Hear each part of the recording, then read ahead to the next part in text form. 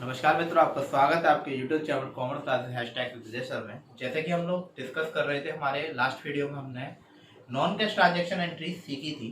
आज हम जो एंट्री सीखने जा रहे हैं वो हमारी होगी पार्ट 4 में, general entries with goods and service taxes. तो सबसे पहले मैं आप लोगों को थोड़ा सा गुड्स एंड सर्विस टैक्सेस के बारे में बनाया। इसकी एक ब्रीफ जो वीडियो है वो एक अलग से बनाई जाएगी, जिसमें आपको पूरी तरीके से जीएसटी को समझाया जाएगा। अभी हम केवल न्यूमेरिकल पर्पज के लिए किस तरीके से जीएसटी वर्क करती है उसको हम सीखेंगे। तो सबसे पहली चीज आती है कि जीएसटी होता क्या है। Goods and service tax. Goods and service tax हमारे इंडिया में 1 जुलाई 2017 में एप्लीकेबल हुआ था, जिसमें कि सारे जितनी भी संस्थाएं उन पर गुड्स और सर्विस, गुड्स एंड सर्विस, क्योंकि गुड्स एंड सर्विस पे टैक्स लगाया गया था। ठीक है, गुड्स एंड सर्विस पे टैक्स लगाया गया था, जिसमें हम गुड्स एंड सर्विस को फॉलो कर रहे थे। गुड्स एंड सर्विस का मतलब है आप किसी भी सामान को बेचते हो, खरीदते हो या कोई सर्विस रेंडरिंग कराते हो, ठीक है, तो उस पे भी आपको क्या देना पड़ेगा, टैक्स देना पड़ेगा। अब गुड्स एंड सर्विस टैक्सेस लगा किस तरीके से, को किस तरीके से इम्प्लीकेबल किए गए, ये दो तरीके से फॉर्म में बांटा गया। इसमें एक था हमारा इंट्रा फॉर्म और इंट्रा स्टेट ट्रांजेक्शंस और इंटर स्टेट ट्रांजेक्शन।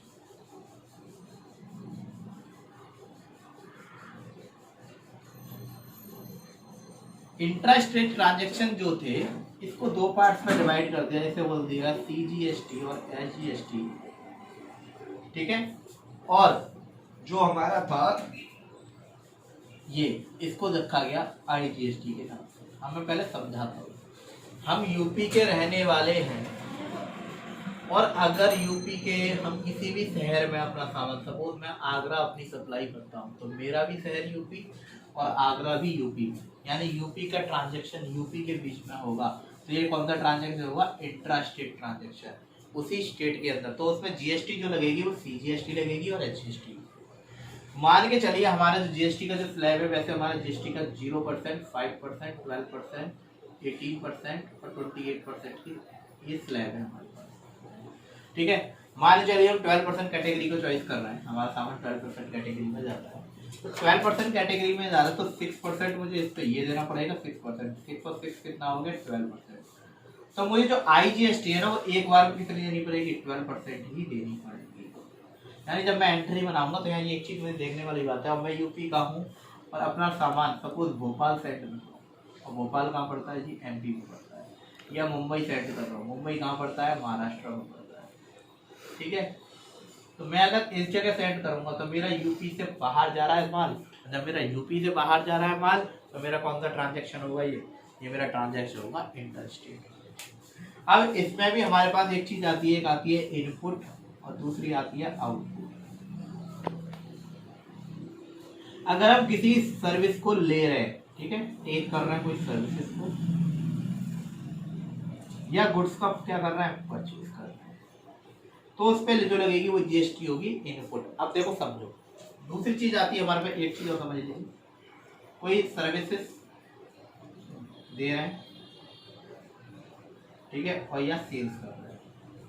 अब मेरी एक बात वो समझिए, सपोज मैंने कोई सामान यूपी का और यूपी में ही बेचा, कानपुर बेच दिया सपोज, और कानपुर बेचने के बाद में मैंने यूपी का सामान यूपी में ही बेचा, तो कानपुर बेचा, तो कानपुर में मुझे एक चीज समझ में आई कि ये यूपी का, तो कौन सी जीएसटी लगेगी बेटा, इस पे जीएसटी लगेगी इंट्रा स्टेट। इंट्रा स्टेट में क्या लगेगी, सीजीएसटी और एसजीएसटी। तो हमारे पास वो सीजीएसटी के आगे एसजीएसटी कौन सी है, इनपुट है आउटपुट है। आप कर रहे हो सामान को बेच रहे हो, सेल्स कर रहे हो, सेल्स में कौन सी लगती है, आउटपुट। तो इसे किस नाम से लिखोगे, आउटपुट सीजीएसटी और आउटपुट एसजीएसटी, ठीक है। उसी तरीके से आप इसको फॉलो करोगे। अगर मैंने किसी यूपी के बंदे से खरीदा, सपोज मैंने अपना सामान लखनऊ से खरीद के लाया, और मैं लखनऊ से खरीद के लाया, तो खरीद के लाया नहीं, मैंने क्या किया, परचेज किया, तो मेरी जीएसटी कौन सी लगेगी, इनपुट सीजीएसटी और एसजीएसटी। मैंने सपोज मान दिल्ली से खरीद लिया, ठीक है, मैंने कहाँ से खरीद लिया, दिल्ली से खरीद लिया, और दिल्ली पे खरीदने पे मैंने किया परचेज, तो जीएसटी कौन सी लगेगी मेरी, फिर इनपुट परचेज पे इनपुट आएगी और कहाँ से खरीदा, दिल्ली से खरीदा है, क्या लगेगी IGST, क्योंकि मैं तो यूपी में रहता हूँ ना। अगर मैंने यही सामान हरियाणा हिसार से खरीद लिया, हिसार जो है वो हरियाणा में है, और मैंने वहां से खरीद लिया, अब वहां से जब मैंने खरीदा तो मेरे पास सपोज खरीदा तो वहां भी कौन सी लगेगी मेरी, इनपुट IGST लगेगी। और अगर मैंने कोई सामान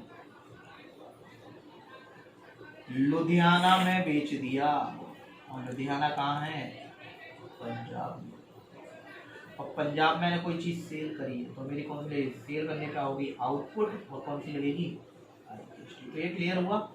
खरीदोगे या सर्विस लोगे तो इनपुट लगेगी, उसी शहर उसी स्टेट के अंदर है तो CGST SGST लगेगी, दूसरी स्टेट में कर रहे हो तो IGST लगेगी। खरीदोगे तो इनपुट, सेल करोगे तो आउटपुट। तो ये हम लोगों ने आज अभी तक ये सीखा कि किस तरीके से हम फॉलो करेंगे। अब ये इस चीज को, वीडियो को 1 मिनट के लिए पॉज कर लीजिए, इसको अपने पास नोट डाउन कर लीजिए कि कौन सी जगह इनपुट लगती है, कौन सी जगह आउटपुट लगती है। इसके बाद में हम इसका सीखेंगे ट्रांजेक्शन को करना। ठीक है, तो मैं इस चीज को अब यहाँ से रिमूव कर रहा हूँ, और रिमूव करने के बाद में तो हम, ठीक है, तो अब चलिए हम लोग इसको डिस्कस करते हैं कि एंट्रीज किस तरीके से बनाई जाएगी। सपोज मैंने पहला ट्रांजेक्शन लिया है गुड्स, यहाँ पहले फॉर्मेट बना लो,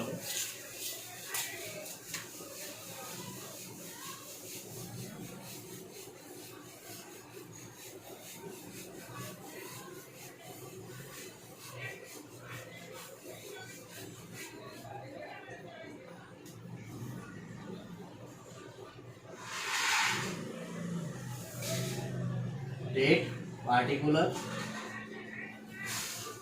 LF डेबिट। हम सपोज यहाँ पे एक लेते हैं, सबसे पहले जाते हैं goods purchase from P ₹10,000 plus CGST and SGST at the rate 6% each। ठीक है, हमने गुड्स परचेज किया है किससे, P से। अब गुड्स को परचेज करने में, परचेज करने की एंट्री क्या बनाते हैं, परचेज अकाउंट। हाँ, एक चीज ध्यान रखना है इसमें, परचेज और सेल्स के साथ ही GST लगेगी। अगर परचेज डेबिट हो रहा है तो GST इनपुट GST है तो क्या होगी, वो डेबिट ही होगी। और अगर आपका सेल्स क्रेडिट हो रही है तो उस पर आउटपुट लगेगी तो क्या होगी, क्रेडिट। यानी परचेज के साथ जैसे वो डेबिट होती है तो डेबिट होगी, वो क्रेडिट होगी तो क्रेडिट होगी। तो एंट्री क्या बनाएंगे हम, purchase account debit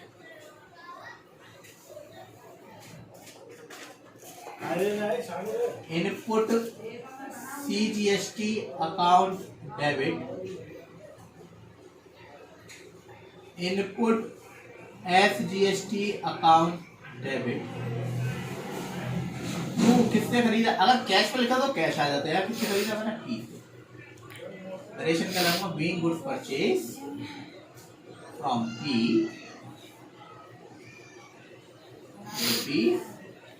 ₹10,000 plus CGST SGST at the rate 6% each. यानी कि यहाँ पे बनती है वही यहाँ पे बीइंग शब्द लगा के हम यूज कर सकते हैं। तो कितना हो गया बेटा, परचेज कितने की है 10,000, GST कितना हो गया, 6% 600, और ये टोटल कितना हो गया 11,000। इसके बाद में सेकंड पॉइंट आता है हमारे पास, good sold to Q ₹8,000 plus CGST SGST at the rate 6% each. Entry क्या बनाओगे, गुड सोल्ड करने की बना सकते हैं, cash account debit to sales. Cash तो नहीं बनेगा तो क्या बनेगा, कैश तो नहीं हुआ, क्यू आया तो क्या बनाएंगे, क्यू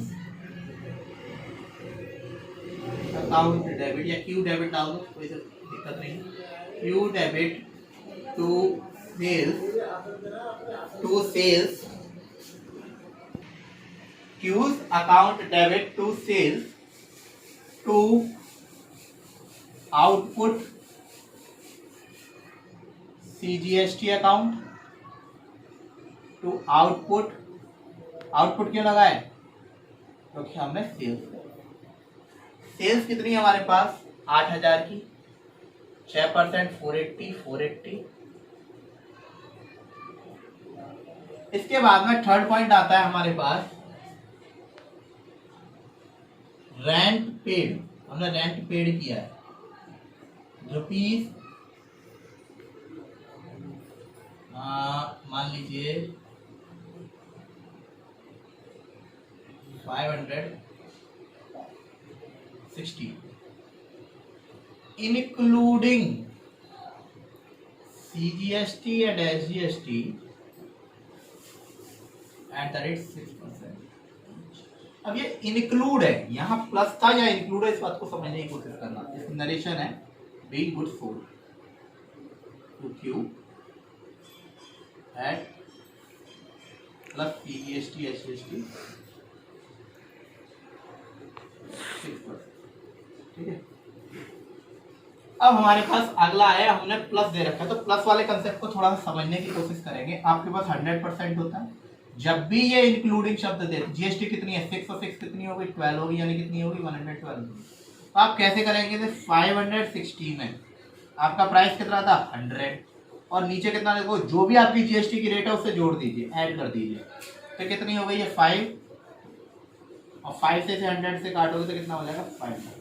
यानी कि आपका जो रेंट है, रेंट तो हो गया मेरा 500, और जीएसटी इस पे कितनी थी 60 रुपीज एक्स्ट्रा बचे, तो 6% के हिसाब से निकालोगे तो CGST जो है वो 30, और 6% SGST कितनी हो जाएगी 30। क्लियर है? एंट्री क्या बनाएंगे हम, रेंट अकाउंट डेबिट। ठीक है, input CGST account debit, input SGST account debit to cash. Cash क्योंकि आपने पेड किया होगा, तो कैश क्या हो जाएगा क्रेडिट, हटा रहा हूँ। तो 500 का हमारा रेंट था, 30 की GST 500 इंक्लूडिंग हो, तो आप रेट को ऐड करो। Fourth, goods sold for cash rupees 4,000 plus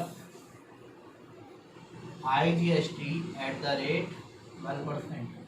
आपने सोल्ड किया है कुछ, है ना, तो आप क्या एंट्री में आओगे, सोल्ड करने की क्या होगी, कैश आएगा या जाएगा,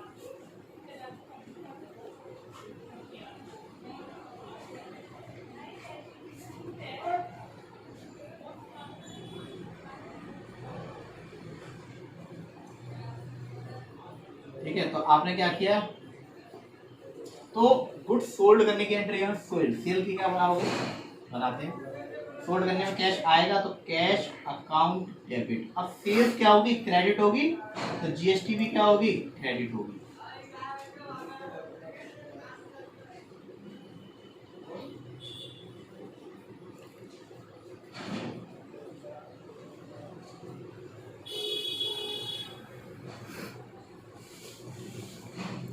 सीजीएसटी नहीं होगी, सॉरी आईजीएसटी है, सॉरी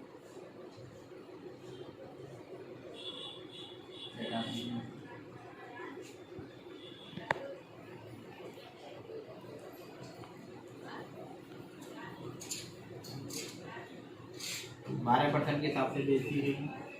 तो 4,000 की हमने सेल्स का, सेल्स के आगे लिखेंगे आईजीएसटी हमारा कितना हो गया, आईजीएसटी हमारा हो गया कितना 12%, 480 4480।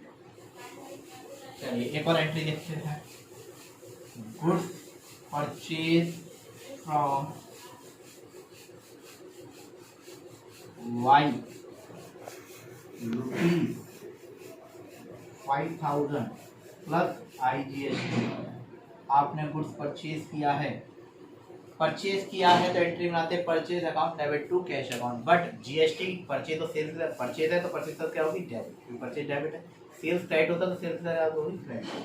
एंट्री क्या बनाओगे, गुड्स क्या बनाओगे entry, purchase account debit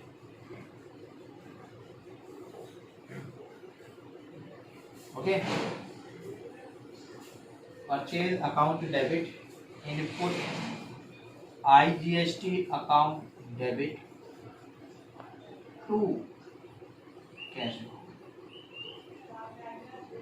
being goods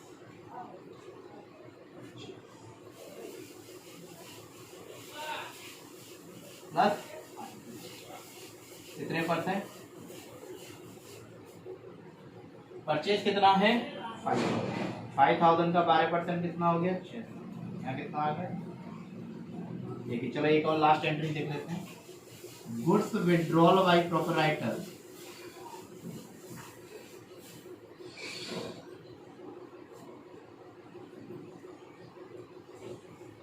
for personal use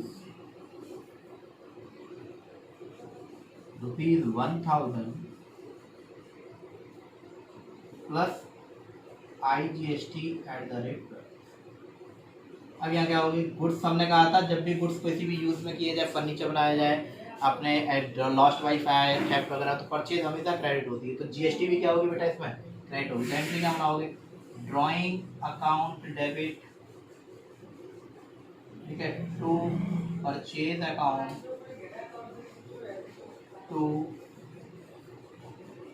input IGST। अब ड्राइंग कितनी है हमारे पास 1,000, ठीक है, 12% से हो गया। क्या करोगे डी गुड विड्रॉल बाय, ठीक है, और पर्सनल ये आ गया हमारे पास।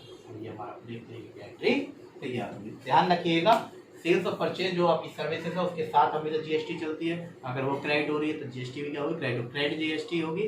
ध्यान रखना, अगर आपने कोई सर्विस ली है और परचेज किया है तो इनपुट होगी, अगर आपने किसी को सर्विस दी है और सेल्स किया है तो क्या होगी वो आउटपुट होगी, ठीक है। तो ये हमारे इस तरीके से अगले वीडियो में हम डिस्कस करेंगे पूरा एक न्यूमेरिकल, जिसमें पूरा न्यूमेरिकल की सारी जनरल एंट्रीज को पास करना, ठीक है। Thank you.